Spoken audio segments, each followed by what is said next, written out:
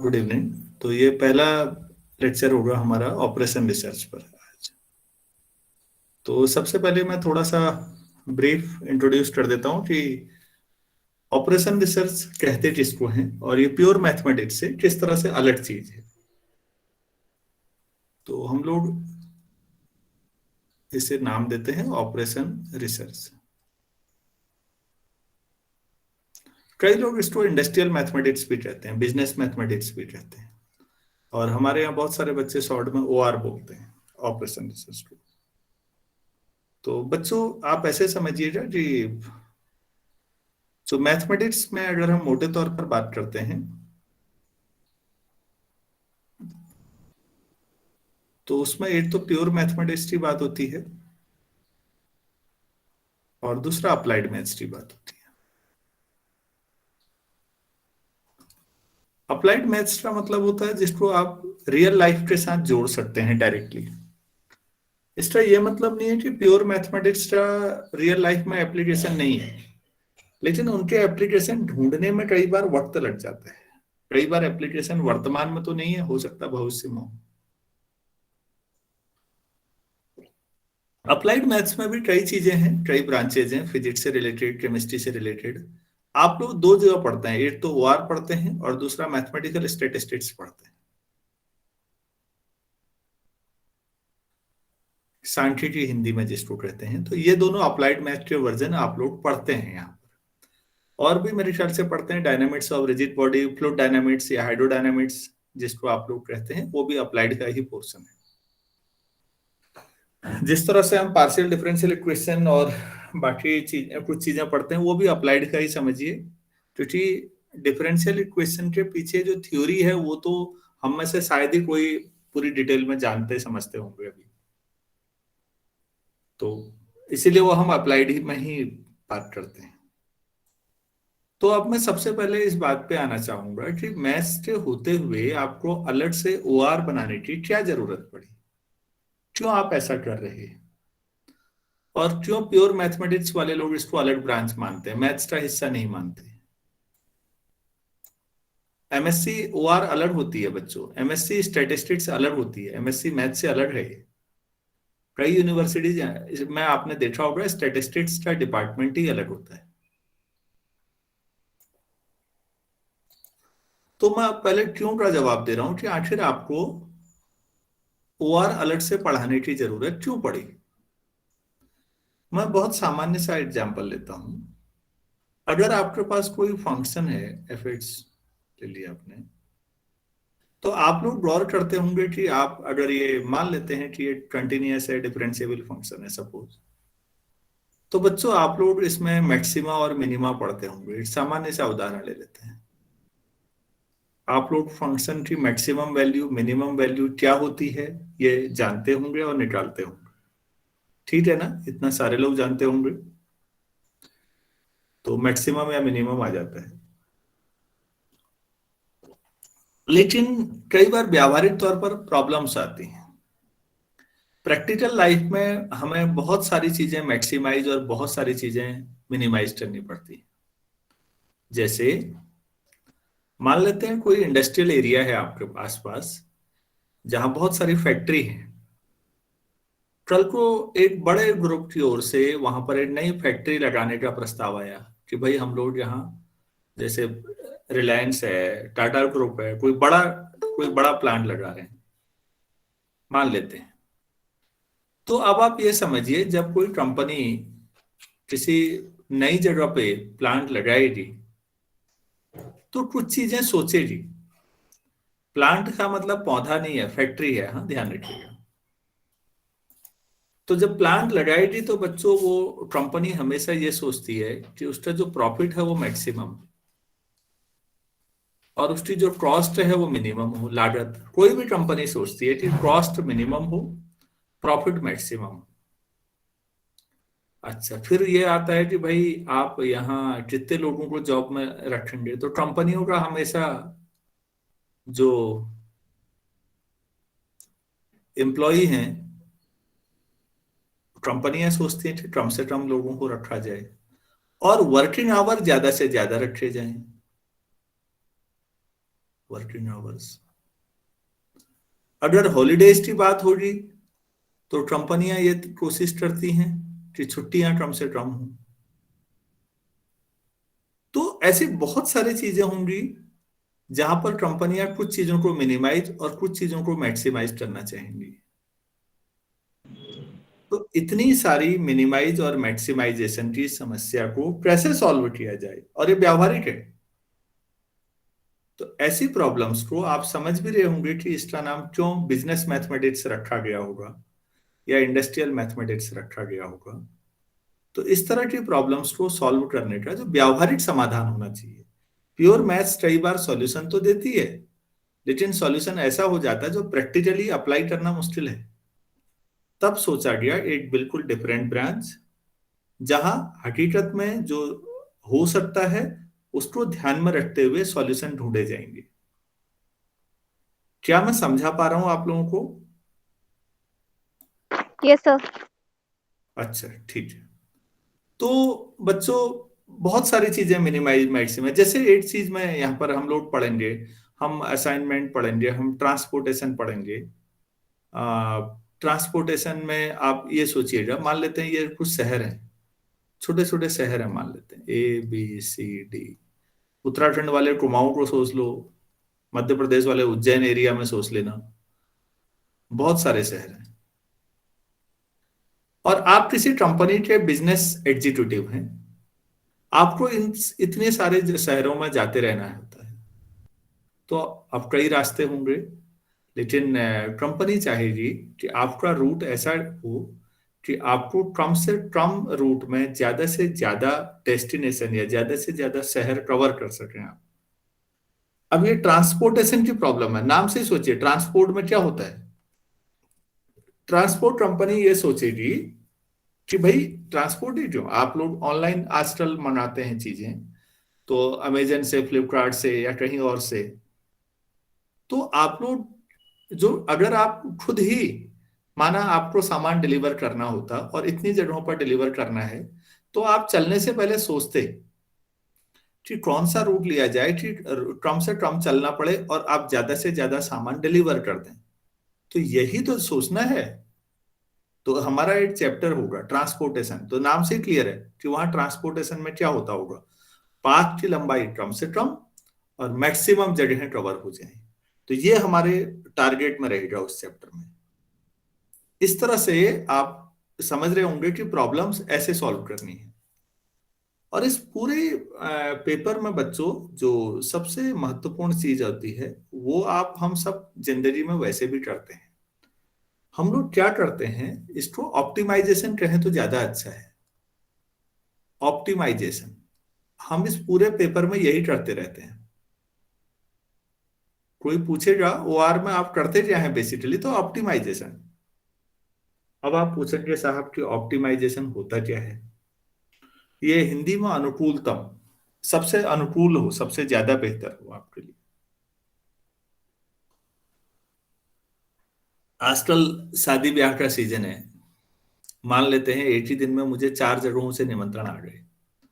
4 शादियों के 4 निमंत्रण हैं या 5 निमंत्रण है एक ही दिन में। सब जगह जाना संभव नहीं होता। तो इंसान हिसाब लगाता है, क्या करूं यार, ऐसा करता हूं यहाँ से ना, यहाँ चले जाता हूँ। मतलब आदमी सोचता है कि इस शादी में जाऊं या किस शादी में जाऊं। हम सब ऑप्टिमाइजेशन करते हैं बच्चों जिंदगी में। ऐसा करूंगा, यहाँ से चले जाऊंगा, इनकी शादी में चले जाता हूँ, यहाँ 2-3 पुराने दोस्त आएंगे, उनसे भी मिल लूंगा, आते समय बाजार का रास्ता है तो घर का सामान भी लाना है, ये ले आता हूँ। यहाँ वाली शादी में नहीं जाता हूँ, यहाँ कोई परिचित तो है नहीं, और यहाँ को मार्केट भी नहीं है, फिर सामान भी नहीं ला पाऊंगा। तो क्या ऐसा हम लोग सोचते हैं या नहीं सोचते, आप ये बताइएगा पहले। यस सर, सोचते हैं। हाँ, तो बच्चों इस तरह से जो हम सोच रहे होते हैं कि हम, मतलब कहीं जाए तो कम से कम में ही ज्यादा से ज्यादा फायदे हो जाएं हमारे, और काम भी निकल जाए, हम ये जिंदगी में भी करते हैं। बस इसे थोड़ा सा प्रॉपर और बेहतर तरीके से करने को ही ऑप्टिमाइजेशन कहते हैं। इसीलिए बच्चों जो पेपर आप लोग पढ़ रहे हैं, ये MBA वालों को पढ़ना पड़ता है, क्योंकि एमबीए करने के बाद जो लोग कंपनियों में बैठते हैं उनको इस तरह की स्ट्रेटेजी बनानी पड़ती है कि कंपनी ज्यादा से ज्यादा फायदे में आए और कंपनी का अपनी लागत कम हो जाए, कॉस्ट फैक्टर कम हो, प्रॉफिट फैक्टर बढ़ जाए। वो इन चीजों पे सोचते रहते हैं, तो वो ऑप्टिमाइजेशन ही करते हैं। अच्छा जी, तो इसमें कुछ चीजें मैं आपको थोड़ा सा बताऊं। ऑप्टिमाइजेशन से भी एक फंडामेंटल चीज और आती है। तो बच्चों उसको कहते हैं basic feasible solution. Feasible solution. अब कोई पूछे कि ये होता क्या होगा, और ये भी आप सब लोग करते हैं, हम भी करते हैं, मैं भी। ये क्या है? सपोज एक बच्चा है कोई और उसने इस साल 12th पास कर लिया। अब बच्चे ने ये सोचना है कि 12वीं के बाद क्या किया जाए। तो भाई एक ऑप्शन है कि बीएससी किया जाए, दूसरा ऑप्शन है कि बीटेक किया जाए। बच्चा सोच रहा है क्या क्या ऑप्शन है, आप सोचिए उसके लिए। हम इस तरह से सोच रहे हैं कि क्या क्या ऑप्शन है 12वीं के बाद उस बच्चे के लिए। बच्चे ने तीसरा सोचा कि ऐसा करते हैं एनडीए की तैयारी की जाए। बच्चे ने चौथा ये सोचा कि बीबीए या बीसीए किया जाए। और एक आध कोई ऑप्शन और सोच लेते हैं कोई और। इसमें हो सकता है वो 12th के बाद ही पॉलिटेक्निक की सोचे, मान लेते हैं, हम इतना। और बच्चा कंफ्यूजन में है कि नहीं और तो कुछ नहीं करना, इन्हीं में से सोच रहा हो। बच्चे ने अपने घर की परिस्थितियां देखी जैसी भी हैं, बच्चे ने अपना इंटरेस्ट देखा और उसने सोच लिया कि मुझे ना इन्हीं में से करना है कुछ, इन्हीं 4-5 में से, बाकी इससे ज्यादा कुछ नहीं करना है, करना इन्हीं में से है। तो जो आप तय करते हैं, जो जो संभावित ऑप्शन आपके पास है, that is called basic feasible solution. Feasible का मतलब होता है कि ये आपके लिए ठीक है, फिजिबल है। फिजिबल होने का मतलब होता है, जैसे आप एक बात बताइए बच्चों, कहीं दूर हिमालय के जोन में बहुत अंदर जहां नाम मात्र की जनसंख्या हो, वहां 10 लेन का हाईवे बनाना उचित हुआ या नहीं हुआ, पहले ये बताइए आप। उचित नहीं है सर। उस पैसे का कोई उपयोग नहीं। जहां इतनी कम जनता है वहां सिंगल रोड ही बहुत है, नहीं तो डबल बना लो भाई, ज्यादा से ज्यादा। आपको रोड चौड़ी कहाँ बनाते हैं आप? जहां ज्यादा जनता होती है, ताकि ट्रैफिक जाम ना हो। अब कहीं अरुणाचल में आपके पास 4 गांव है, टोटल मिला के 200 लोग नहीं है, आपने वहां 10 लेन का हाईवे बना रखा है, क्या ये वहां फिजिबल हुआ? No sir. नहीं हुआ। तो फिजिबल समझिएगा। फिजिबल का मतलब है भाई जो उचित लगे, आपको भी लगे जस्टिफाइड है, यार ऐसा करना तो ठीक है। दिल्ली में ठीक है, बहुत ज्यादा जनता है, तो 10 लेन का हाईवे की जरूरत होती है, ऑफिस जाते समय ट्रैफिक जाम हो जाता है वरना। तो फिजिबल का मतलब समझिए, बेसिक फिजिबल का मतलब यहां पर एक बच्चा है, 12वीं क्लास में है, अपने परिवार की स्थिति को देख रहा है।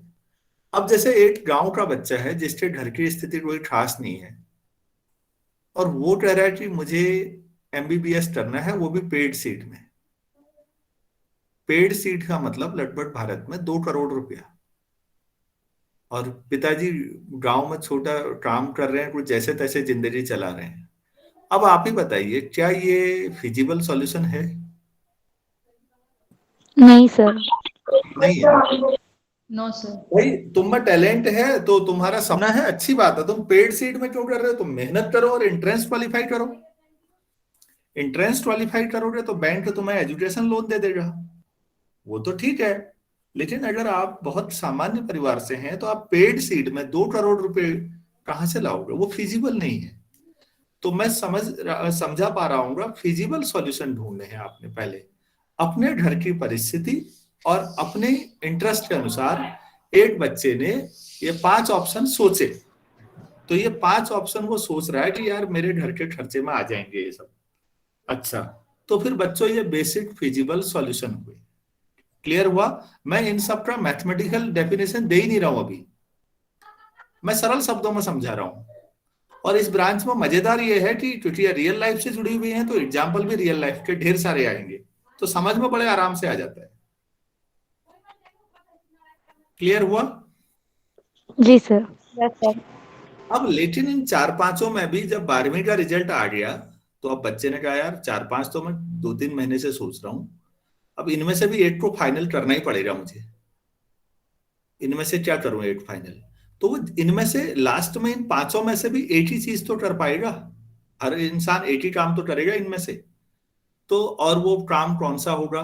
तो वो काफी सोच विचार के बाद इनमें से जो सब इन बेसिक फिजिबल में भी जो सबसे उसको बेहतर लगेगा अपने लिए, अपने घर की परिस्थितियों के हिसाब से, अपने इंटरेस्ट के हिसाब से, दैट इज कॉल्ड ऑप्टिमाइजेशन। तो पहले आप संभावित सॉल्यूशन ढूंढेंगे और उन संभावित में भी जो सबसे अनुकूल बेहतर लगेगा आपको, आप उसे उठाएंगे उसके बाद। तो वो हुआ ऑप्टिमाइजेशन। तो पहले आप ढूंढते हैं बेसिक फिजिबल सॉल्यूशन, और फिर बेसिक फिजिबल सॉल्यूशन में भी आप ऑप्टिमाइजेशन करते हैं। इस पूरे पेपर में यही कहानी है पूरी। तो मेरे ख्याल से इतना तो समझ में आ ही गया होगा सबको। Yes sir. अच्छा बच्चों, चलो थोड़ा सा और आगे बढ़ते हैं। यहां पर इनइक्वालिटीज का बड़ा जबरदस्त रोल है। इनइक्वालिटीज और इक्वालिटीज क्या होती हैं? जैसे x+2y = 5 है, तो ये इक्वलिटी है। x+2y <5 करो, या फिर x+2y > 5 करो। ये हो गया बच्चों इनइक्वलिटी। ये नीचे वाली दोनों क्या है? इनइक्वलिटी। और ऊपर वाली क्या थी? इक्वालिटी। इक्वलिटी सॉल्व करना आसान है। आप कहेंगे फिर इनइक्वलिटी, तो मैं कहूंगा इनइक्वलिटी सॉल्व करना और भी आसान है, परेशान मत होइए। क्योंकि ये प्रैक्टिकल लाइफ की चीजें हैं बच्चों, तो प्योर मैथ्स के मुकाबले यहां थोड़ा सा हमें सोचना होगा। यहां पर जो हमारे एक्स वाई की वैल्यूज होंगी, जैसे ऐसा समझो मैंने एक फैक्ट्री लगानी है, तो भाई फैक्ट्री में मुझे दो तरह के लोग चाहिए, एक टेक्निकल एजुकेशन वाले, एक नॉन टेक्निकल एजुकेशन वाले। ये मानेंगे आप लोग? यस टेक्निकल हाँ, टेक्निकल एजुकेशन हुई बच्चों, जैसे इंजीनियरिंग वाले लोग, इंजीनियर चाहिए, पॉलिटेक्निक के लोग, इवन आईटीआई के लोग भी हमें चाहिए होते हैं, जो टेक्निकली अच्छे नॉलेज रखते हैं। हम सब, हमें वो चाहिए। तो एक तरफ टेक्निकल नॉलेज वाले लोग चाहिए, अब दूसरी तरफ कौन लोग चाहिए? देखो भाई, हमें ऑफिस भी तो संभालना होगा। इतने लोग रखे हैं तो उनकी सैलरी का हिसाब, उनके काम का, छुट्टियों का हिसाब, तो हमें क्लर्क भी रखने पड़ेंगे कुछ। जो क्लर्क लोग हैं वो हुए नॉन टेक्निकल। सिक्योरिटी गार्ड अगर रखा है तो वो हुआ नॉन टेक्निकल।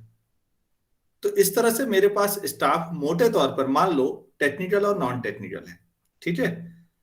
अब मान लीजिए मैं टाटा ग्रुप का, मैं ही कोई एक बड़ा ऑफिसर हूं, मान लेते हैं। मुझे एक नई जगह पे भेजा गया कि आप जाके वहां पर एक नया प्लांट स्थापित करिए। प्लांट मतलब फैक्ट्री। ठीक है? और मालिक ने मुझसे कहा भाई बहुत बड़ा मत करना, टेक्निकल और नॉन टेक्निकल मिला के ना ज्यादा लोग मत रखना यार, अभी शुरू में 500 लोगों से ज्यादा मत रखना। अच्छा, तो इसका मतलब वो ये कहना चाह रहे हैं, मान लो एक्स लोग टेक्निकल हैं और वाई लोग की संख्या नॉन टेक्निकल है, तो दोनों मिला के ऐसा कर सोच सकता हूं या नहीं मैं? Yes sir. इनइक्वालिटी आई आई कैसे, पहले ये समझिए ना। इनइक्वालिटी आई कैसे, इस बात को समझिएगा कि लेस देन, मतलब वो कह रहे हैं कि टेक्निकल स्टाफ और नॉन टेक्निकल स्टाफ मिला के 500 से ज्यादा ना हो, तो मतलब 500 या उससे कम हो। वो यही कहना चाह रहे हैं, इसका मतलब है।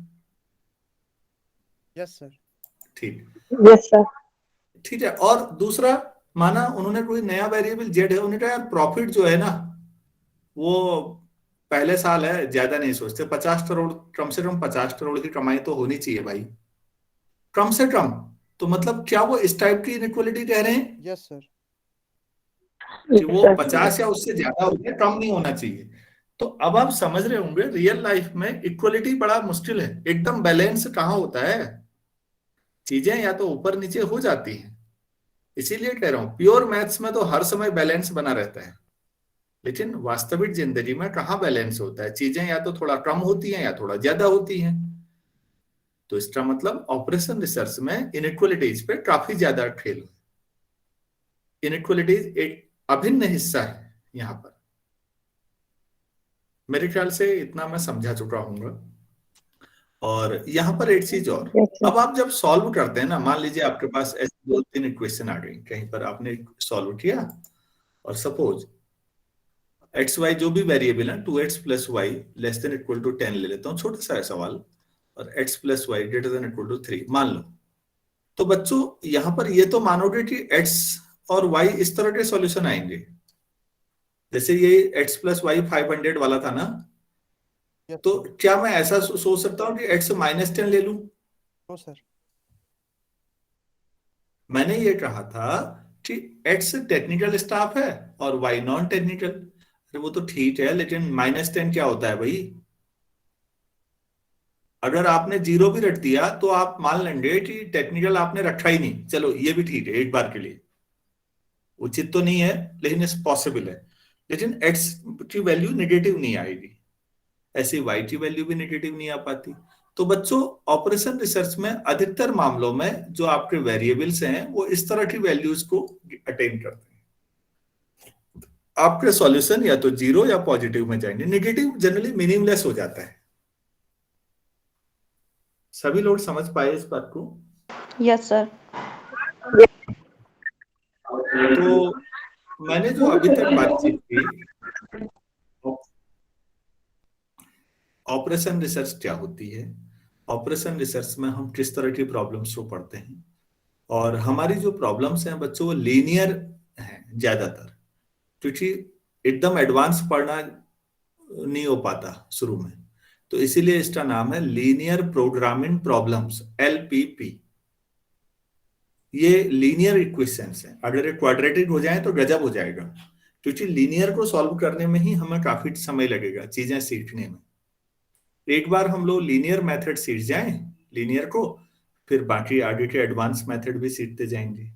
और मैं फिर कह रहा हूं ये प्योर मैथ्स के मुकाबले बहुत इजी, लाइट और काफी कंफर्टेबल है, आप इसको काफी एंजॉय करेंगे। अब बात यह आएगी कि भाई किताब कौन सी पढ़ी जाए, तो क्योंकि मैं इसका बहुत शानदार एक्सपर्ट तो हूं नहीं, और कोई भी किताब उठा लो ऑपरेशन रिसर्च में, मुझे जो पसंद आई वो ये वाली थी वैसे, क्रांति स्वरूप और मनमोहन। किसी के पास है ये बुक? ये बच्चों सुल्तान चंद पब्लिकेशन से है। याद रखिएगा एस चंद अलग है, ये अलग है, मैं अभी एस चंद नहीं कह रहा हूं, मैं सुल्तान चंद बोल रहा हूं, दोनों अलग हैं। तो सुल्तान चंद पब्लिकेशन से क्रांति स्वरूप मनमोहन मैंने पढ़ी थी और मुझे ठीक बुक लगी। और भी किताबें हैं, एस टी शर्मा सर की भी बुक अच्छी आती है, लेकिन ये काफी, इसके अलावा केपी गुप्ता जी भी हैं।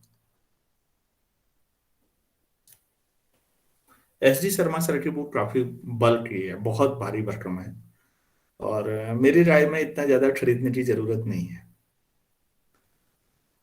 बहुत ज्यादा एस टी शर्मा सर के तभी खरीदना उचित है जब किसी को इसी फील्ड में जाना हो, काम करना हो।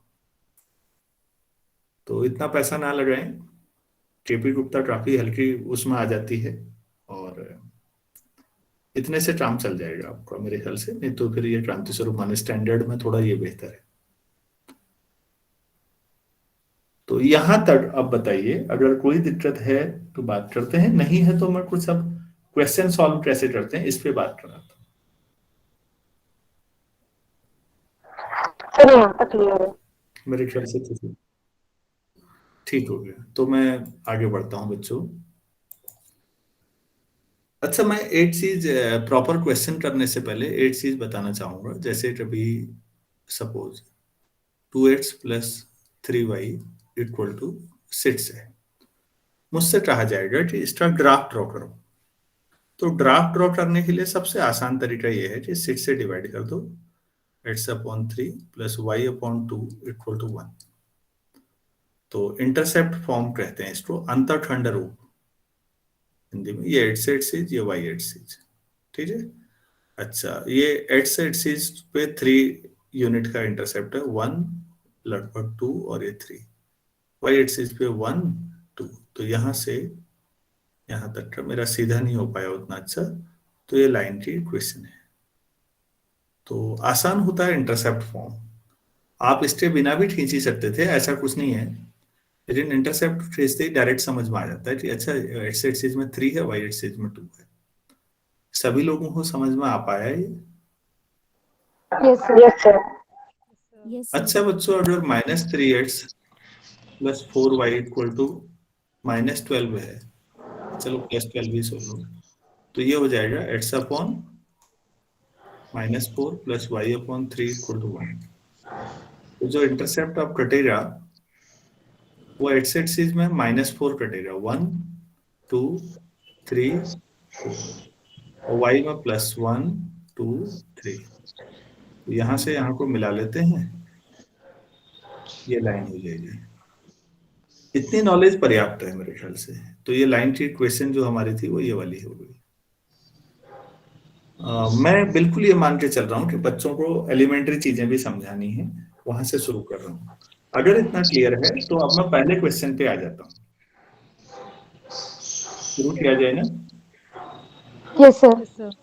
चलिए ठीक है। तो बच्चों, मैं पहला चैप्टर 2 फेज में करूंगा। इसको जो मैं कर रहा हूँ इसको कहते हैं ग्राफिकल मेथड। हमारे यहाँ के जो बच्चे उत्तराखंड के हैं वो बीएससी फाइनल में, उनके मेरे ख्याल से 5 या 10 नंबर का क्वेश्चन यहाँ से ग्राफिकल का बनेगा एक। ये किसी स्टूडेंट का माइक अनम्यूट है, अननेसेसरी इसे म्यूट करिए प्लीज। जवाब देना हो ठीक है, बाकी टाइम इतना ऑन मत करिए, पीछे आवाज बहुत आ रही है।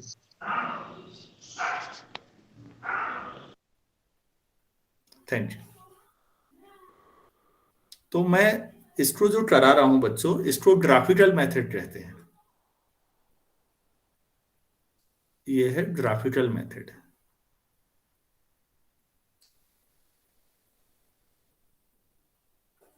ग्राफिकल मेथड का मतलब हम इसको ग्राफ से सॉल्व कर सकते हैं।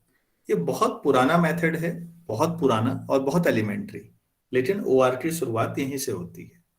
आपके पास 2 वेरिएबल हैं एक्स और वाई, तो आप ग्राफ ड्रॉ कर सकते हैं।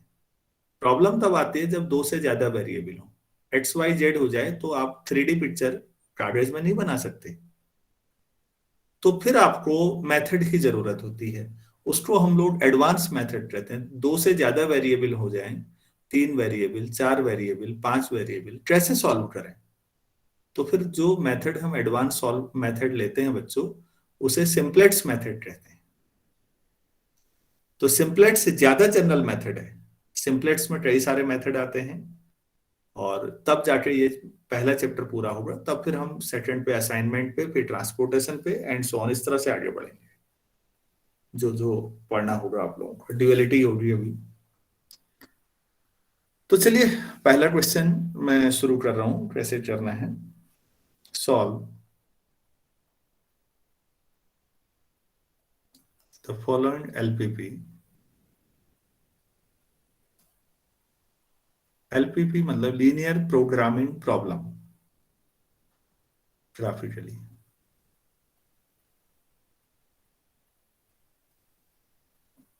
तो सॉल्व क्या करना है, इक्वेशन क्या है, x माइनस वाई।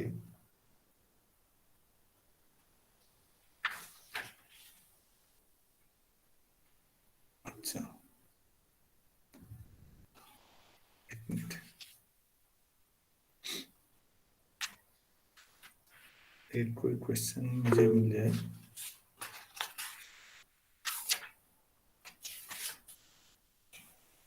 तो हाँ, मिल गया क्वेश्चन। हम इसे मैक्सिमाइज करते हैं, कोई चीज मैक्सिमाइज करनी है, और ये है 60x + 15y subject to constraints. अभी इनके मीनिंग समझाऊंगा मैं। सब्जेक्ट टू कंस्ट्रेंट्स, क्या क्या कंस्ट्रेंट्स हैं? x + y <= 50, 3x + y <= 90, x and y are non negative, बस इतना ही है। तो इसे सॉल्व करना है। कांस्टेंट प्रतिबंध हुए, एक फंक्शन है 60x प्लस 15y, उसकी मैक्सिमम वैल्यू निकालनी है। और कब निकालनी है? इन प्रतिबंधों के तहत, इन शर्तों के तहत। कौन सी शर्तें? ये नीचे जो इक्वेशन लिखी हुई है। ठीक हो गया? तो आप इनको पहले इक्वलिटीज में कन्वर्ट कर लीजिए। तो x plus y equal to 50 हो जाएगा, और आप चाहें तो ऐसे भी लिख सकते हैं, x upon 50 plus y upon 50 equal to 1। दूसरा 3x plus y equal to 90, और 90 से डिवाइड कर लीजिए, तो x upon 30 plus y upon 90 equal to 1। और साथ में यह है कि x और y नॉन नेगेटिव, वो तो होता ही है ऑपरेशन रिसर्च में, नॉन नेगेटिव ही आता है। अब इन स्ट्रेट लाइन के ग्राफ ड्रॉ कर लेते हैं बच्चों। आसान है, कोई बहुत डिफिकल्ट काम नहीं कर रहे हैं हम लोग।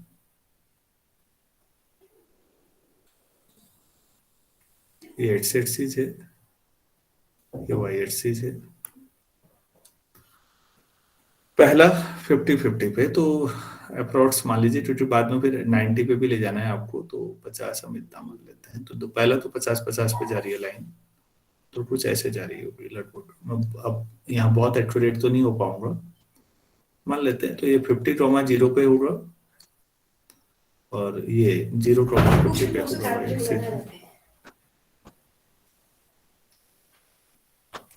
हेलो, ये समझ में तो आ रहा होगा? Yes sir. ये 0,50 पर है। ये दूसरी इक्वेशन में 30 है, और यहाँ x एक्सिस में 30 है, तो ये 50 है, तो 25-30 ऐसा मान लेते हैं। और ऊपर 90 है, तो मान लेते हैं कहीं यहाँ ऐसा कुछ है, मान लीजिए। तो इन दोनों को मिलाना है। अब ये थोड़ा सा मैं एकदम एक्यूरेट नहीं हूँ, आप लोग जो कॉपी पे करेंगे तो स्केल और पेंसिल की मदद से करेंगे तो एक्यूरेट हो जाएंगे। अभी ये है तो थोड़ा टेढ़ा हो गया, आप समझिएगा। चलिए, ये लाइन हो गई। तो बच्चों अब दोनों की इक्वेशन लिख लेते हैं। ये जो लाइन है 9, ये है 3x plus y equal to 90, और ये लाइन है x plus y equal to 50।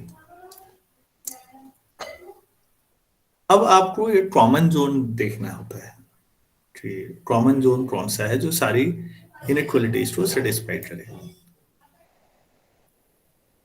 तो आप एक ऐसा पॉइंट लीजिए। अब जरा आप ध्यान देंगे इन पे, जो ऊपर आपको इनइक्वालिटी दे रखी है, इन पे ध्यान देंगे। ये 1 है, ये 2 है, और ये 3 है। तो बच्चों 1 पे देखिए, आप एक ऐसा पॉइंट लीजिए जो x plus y equal to 50 पर ना हो। मैं रिपीट कर रहा हूं, एक ऐसा पॉइंट जो लाइन पर ना हो। आप कहेंगे लाइन पर ना हो मतलब, देखो अगर कोई पॉइंट लाइन पर होगा तो वो लाइन की इक्वेशन को सेटिस्फाई कर देगा ना। इतना तो मैथ्स में जानते होंगे सारे लोग। Yes sir. तो फिर ऐसा लेना है जो सेटिस्फाई ना कर पाए, कुछ ऐसा लेना है। तो एक आसान लेता हूं मैं, 0 ले लूं। Yes sir. आप लोग देख रहे होंगे 0 ओरिजिन से, इनमें से कोई भी लाइन पास नहीं हो रही है, तो ओरिजिन को ले लेते हैं 0,0। अच्छा बच्चों, 0,0 अगर मैं लूं तो वो क्या पहली इनइक्वालिटी को सेटिस्फाई कर रहा है? Yes sir. Yes, sir. मतलब पहली इनइक्वालिटी में अगर आप x और y की जो 0 रखेंगे तो 0 plus 0 less than equal to 50 आएगा। 0 प्लस 0 तो 0 ही हुआ। तो इसका मतलब जो 50 है वो 0 से या तो बराबर या बड़ा, मतलब इनमें से कोई एक होगा, तो बड़ा होता ही है। ठीक है, तो इनइक्वालिटी इनइक्वालिटी सेटिस्फाई हो रही है। क्लियर है ना? Yes, sir. Yes, sir. तो जो आपको कॉमन रीजन लेना है वो उस तरफ को है जहां जिधर 0 है, क्योंकि 0 इस इनइक्वालिटी को सेटिस्फाई कर रहा है। तो आपका कॉमन एरिया, जो कॉमन सॉल्यूशन आपको ढूंढना है, ऑप्टिमाइज करना है, वो एरिया या वो रीजन तो पहली लाइन x प्लस वाई 50 ये वाली है, तो वहां से ओरिजिन की तरफ। तो बच्चों मैंने ऐसे एरो बना दिया, आप लोगों को दिख रहा है? Yes, sir. Yes, sir. आप लोग समझ पा रहे हैं? अच्छा, तो इस लाइन से जीरो की तरफ को जाके, क्यों? क्योंकि जीरो ने इनइक्वालिटी को सेटिस्फाई किया है। अगर सेटिस्फाई नहीं करता जीरो, तो इसका मतलब कॉमन रीजन जीरो की तरफ नहीं, अपोजिट डायरेक्शन है, तो ये एरो में ऊपर की तरफ लगा देता फिर।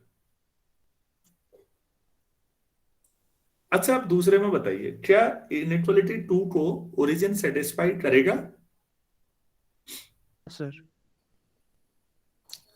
दूसरे को भी करेगा। तो इसका मतलब कॉमन रीजन है आपका, वो इस लाइन से ओरिजिन की तरफ को है। तो मैंने ऐसे बना दिया।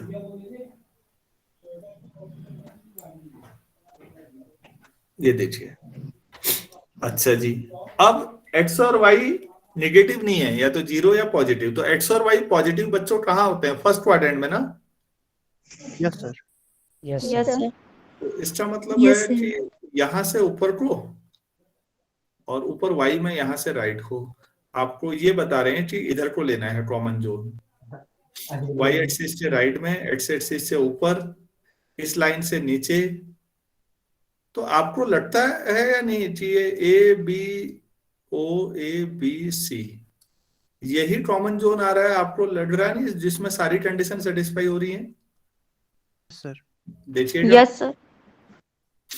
ये हर लाइन के हिसाब से, कि भाई ऊपर वाली लाइन के हिसाब से इधर को आना चाहिए, दूसरी लाइन के इधर को आना चाहिए। और सॉल्यूशन वो होता है बच्चों जो सबको सेटिस्फाई करे, जिससे सब संतुष्ट हो। क्यों? गांव में कोई झगड़ा होता है, या शहर में भी कहीं भी झगड़ा होता है लोगों के बीच, तो सॉल्यूशन किसको मानते हो आप? जिससे सभी सहमत हो ना, जिसमें सभी सेटिस्फाइड हो। Yes, sir. तो यहां भी आपको 3 शर्तें दी थी, 3 प्रतिबंध दे रखे थे। आपने उन प्रतिबंधों का भी ध्यान रखना है, वो कंस्ट्रेंट है आपके लिए। उनको ध्यान में रखते हुए कॉमन सॉल्यूशन चाहिए कि भाई सबको सेटिस्फाई करे। तो ये जो जोन है ओ ए बी सी में जिसको कह रहा हूं, ये सबको सेटिस्फाई करेगा। क्लियर है ऐसा? Yes, sir. तो बच्चों हमारी 90% प्रॉब्लम सॉल्व हो गई। अब क्या करना है? ओ के कोऑर्डिनेट तो पता ही है, ए के कोऑर्डिनेट क्या है? Comma zero. ए के मेरे ख्याल से यहाँ 30 ऐसे है, 30,0 ना। Yes, sir. 30,0 ठीक हो गया। सी के कोऑर्डिनेट पता ही है। बी के कोऑर्डिनेट कैसे निकलेंगे भाई? X plus y equal to 50 and 3x plus y equal to 90 को सॉल्व करेंगे। हाँ, दोनों लाइनों की जो इक्वेशन है बच्चों, अगर आप उसे सॉल्व करेंगे तो आपको सॉल्यूशन मिल जाएगा। एक इक्वेशन है 3x plus y equal to 90, दूसरी इक्वेशन है x plus y equal to 50। आसान ले रखी है। इक्वलिटी में सॉल्व करना होता है सॉल्व करते समय, इनइक्वलिटी में तो कहाँ सॉल्व कर पाएंगे। सॉल्व करना मतलब सब्ट्रैक्ट कर दो, y cancel, 2x equal to 40, x 20, x तो हो गया 20, y कितना होगा? 30। 30. सभी लोग सहमत होंगे कि आपको ओ ए बी सी वर्टिसेस मिल गए।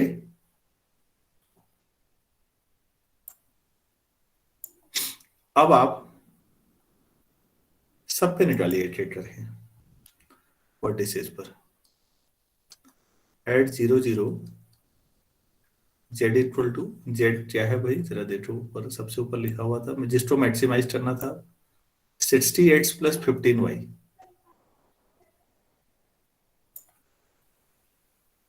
तो यहां पर सोचिए 0 0 60x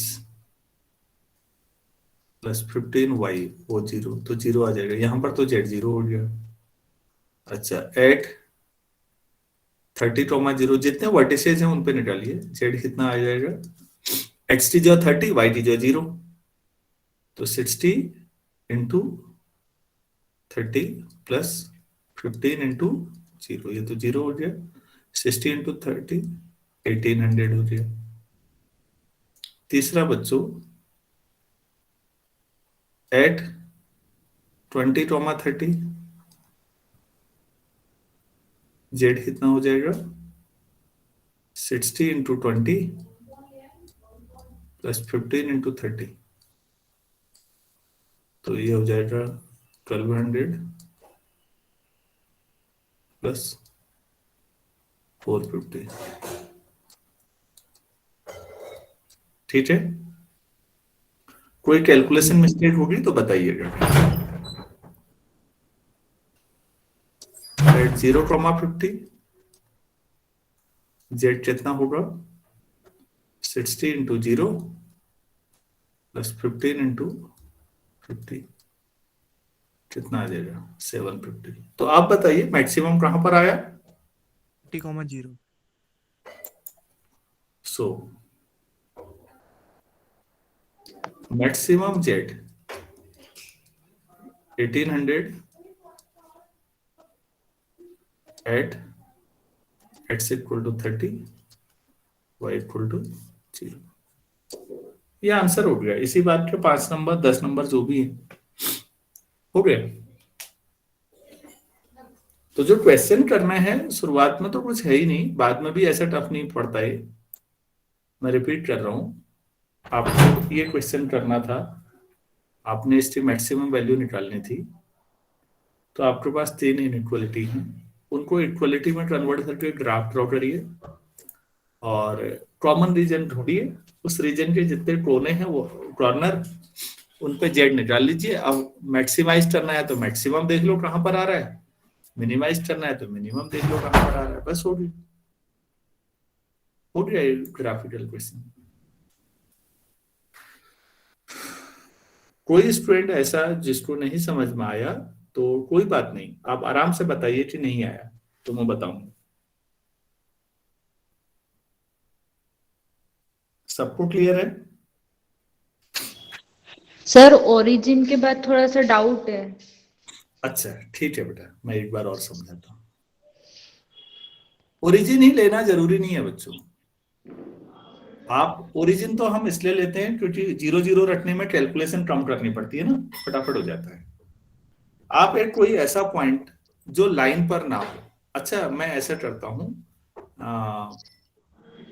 x plus y equal to 50 वाली जो लाइन है उसी के हिसाब से सोचो। अभी 50 वाली कोई पॉइंट बोलिए जो लाइन पर ना हो, कोई भी जो लाइन पर ना हो, आप ही बोलिए प्लीज। अब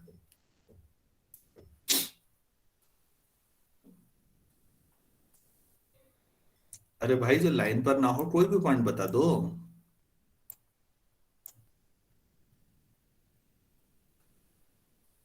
मैं दोबारा समझाता हूं। यहाँ पर ये 50,0 था और ये 0,50 है, और आपने कहा कि लाइन ये है x plus y equal to 50, 860। जब तो मैं दोबारा बना रहा हूँ ये, ताकि वहां पर कंफ्यूजन वो ना हो, गड़बड़ साफ बने। हाँ जी, चलिए ओरिजिन ही लेना जरूरी नहीं है बच्चों।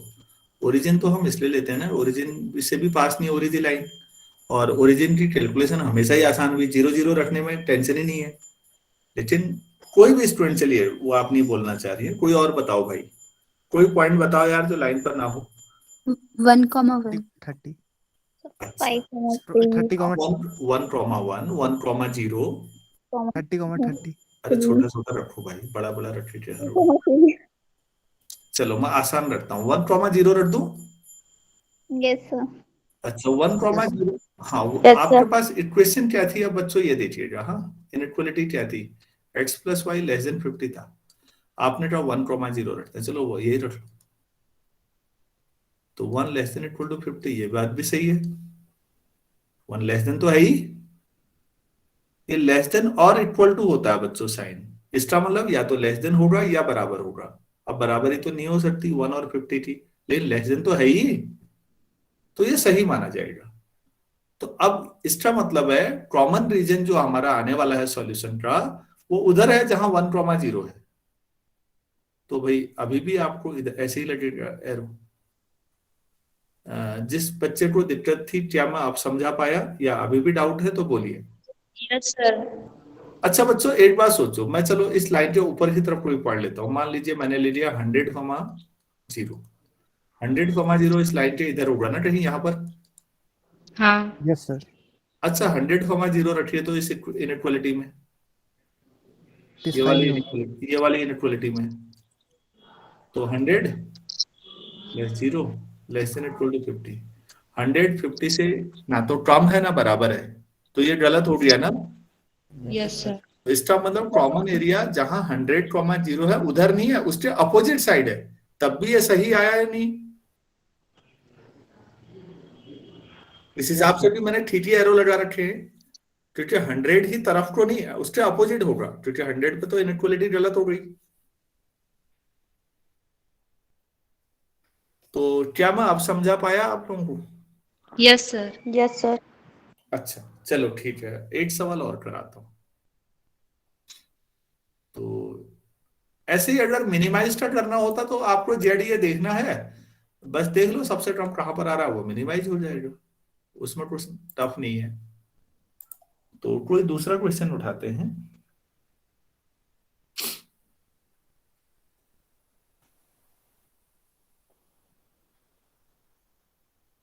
अच्छा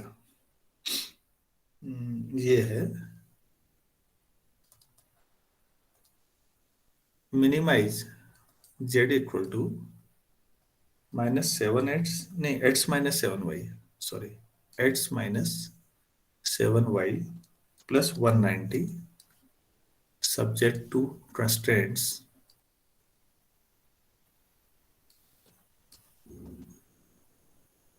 x plus y less than equal to 8, दूसरा है x less than equal to 5, तीसरा है y भी लेस देन इक्वल टू 5, चौथा है x plus y greater than equal to 4, और पांचवा तो y फिर x y नॉन नेगेटिव। तो चलिए इस सवाल को सॉल्व करते हैं।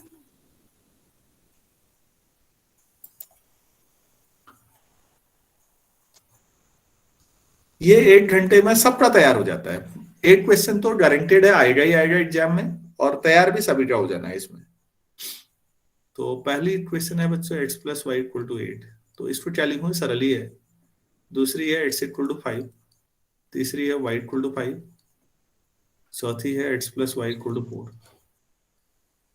सभी आसान है, तो देखिएगा x और यहाँ y, तो ये ओरिजिन। तो पहली क्वेश्चन है x, तो 8,0 और 0,8 से जाएगी, तो मैं कुछ ऐसा मान लेता हूँ। अब बहुत सही तो मैं नहीं खींच पा रहा हूँ, लेकिन अप्रोक्स मैं मान लेता हूँ।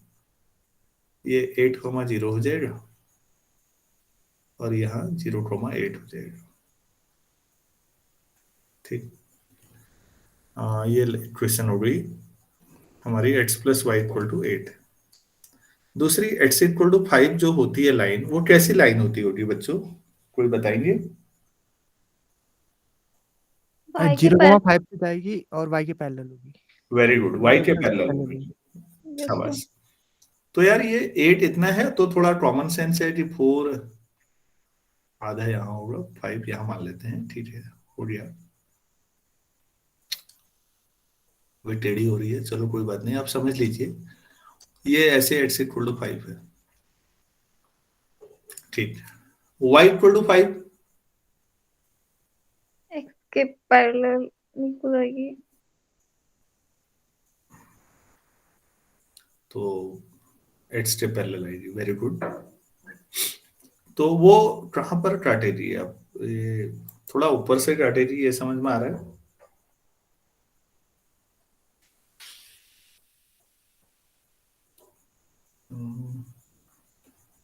ऐसे जाएगी मेरे ख्याल से,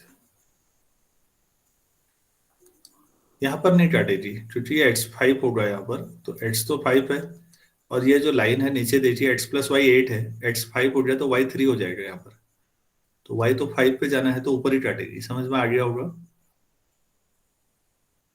यस सर। एक लाइन और है, x plus y equal to 4, अच्छा, यहाँ पर 5 है तो ये 5,0 ले लेता हूँ और इधर 0,5 ले लेता हूँ। तो XY4 का मतलब 5 से पहले, तो वो कुछ ऐसे आएगी, इस टाइप का। तो यहाँ पर 4,0 हो जाएगा और यहाँ पर 0,4 हो जाएगा। और ये लाइन हमारे पास है x+y = 4। तो सारी लाइनें आ गई हैं, क्लियर है सभी लोगों को? Yes sir. Yes sir. अच्छा बच्चों, अब फिर वही बात, इनमें से कोई भी लाइन ओरिजिन को से नहीं जा रही है ना, ओरिजिन किसी भी लाइन पर नहीं है। तो ओरिजिन सब में रख के एरो लगाए जा सकते हैं ना, क्रिस्टमर कहाँ को देखना है। Yes sir. Yes sir. Yes sir. हाँ, अब आप इक्वलिटी में नहीं देखेंगे, अब आप एरो वो एरिया देखने के लिए अब आप इधर आ जाइए, ये वाले जहां टिक का निशान है, x+y <= 8। तो इसमें अगर आप 0 0 रखें तो सेटिस्फाई हो रहा है, 0 <= 8 है। तो x+y = 8 जो लाइन है वहां से एरो कहां को लगेंगे, 0 की तरफ को, इधर को, इसमें इधर को। बच्चों सभी लोग सहमत हैं? Yes sir. दूसरे में यस सर। देखिए, हाँ दूसरे में x <= 5 है, तो x की जो 0 रख लीजिए, ओरिजिन खाली एक सिंगल लाइन 0, 0 भी 5 से कम पर है। तो इसका मतलब इसमें जो एरो लगेगा वो ओरिजिन की तरफ। वेरी गुड, इसको थोड़ा नीचे कर लो, कोई बात नहीं, यहाँ को कर देते हैं, ये भी इधर को आया। तीसरे में भी नीचे कोई आएगा ओरिजिन की तरफ, इधर को, इधर को। चौथे में 0 सेटिस्फाई कर रहा है, नो। तो इसमें अपोजिट होगा, 0 की तरफ नहीं, 0 के अपोजिट।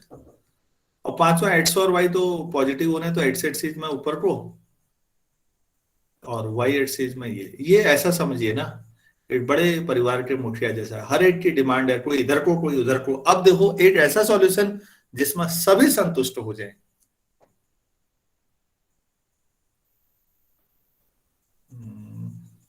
हाँ 6 कॉर्नर वाला, हाँ थोड़ा बीच वाला।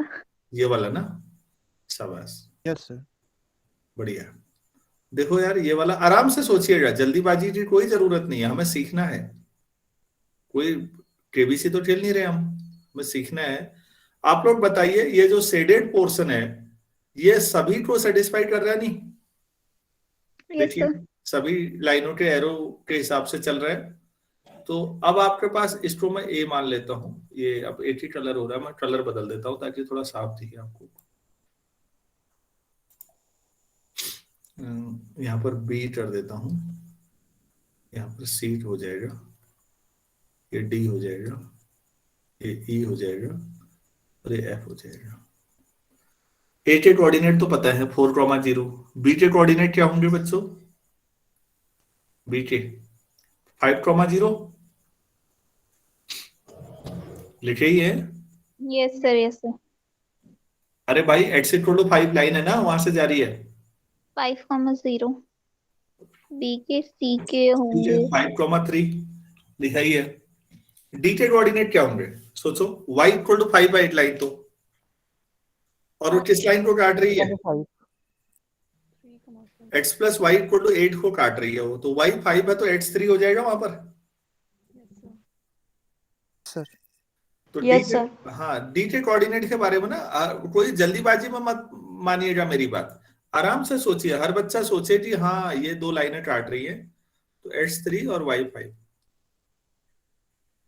ई के कोऑर्डिनेट क्या हो जाएंगे, लिखा ही है मैंने 0,5। एफ के कोऑर्डिनेट भी 0,4। अब इन सभी जगहों पर आप जेड की वैल्यू निकालिए, तो मिनिमम कहां पर है अपने आप आ जाएगा। ये मैं आपसे एक्सपेक्ट करता हूं, आप लोग करिए।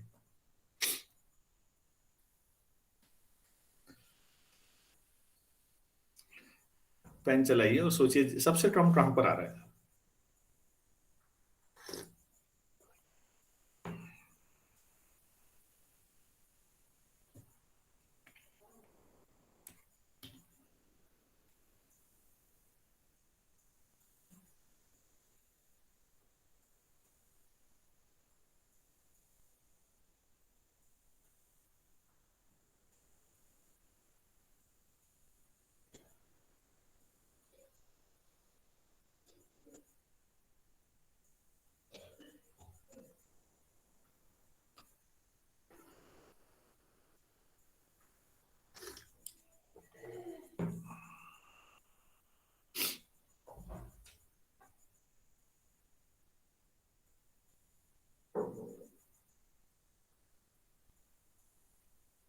आप लोग कर रहे हैं? Yes sir. ठीक हो गया।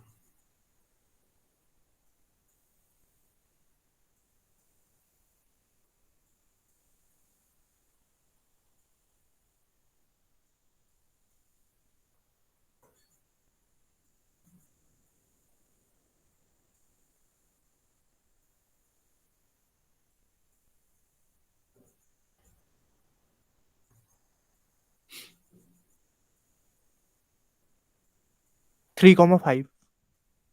अच्छा,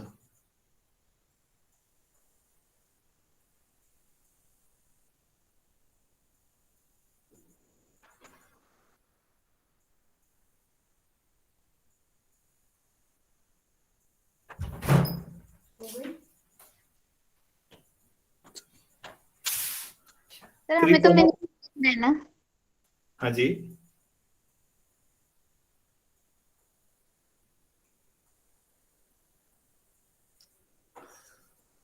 हाँ बच्चों,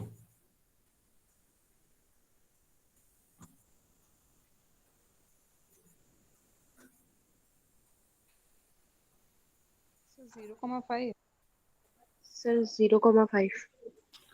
0,5 पे आ रहा है आंसर। हाँ सही है, और मिनिमम वैल्यू आ रही है 155। Yes sir. 0,5 पर मिनिमम आएगी वैल्यू, और ये 155 है। अगर मैक्सिमम भी पूछा होता तो निकाल लेते ना, कोई बड़ी बात तो नहीं है। क्यों भाई? Yes sir 5। Yes sir.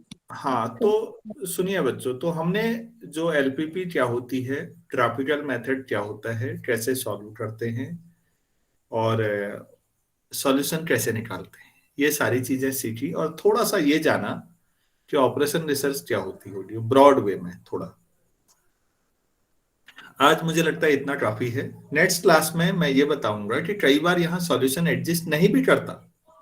अभी तो मैंने सरल सवाल लिए जहां सॉल्यूशन एडजस्ट करता है, तो सॉल्यूशन एडजस्ट नहीं भी कर सकता है। तो कल 5:30 बजे कर लें, कोई दिक्कत तो नहीं है किसी को? No sir.